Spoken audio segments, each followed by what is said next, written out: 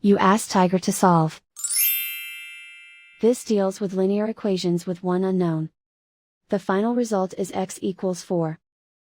Let's solve it step by step. Simplify the expression.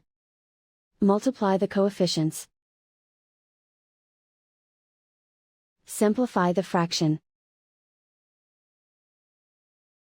Isolate the x. Divide both sides by 7.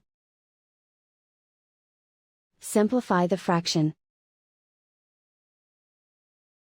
Find the greatest common factor of the numerator and denominator. Factor out and cancel the greatest common factor. And so the final result is x equals 4.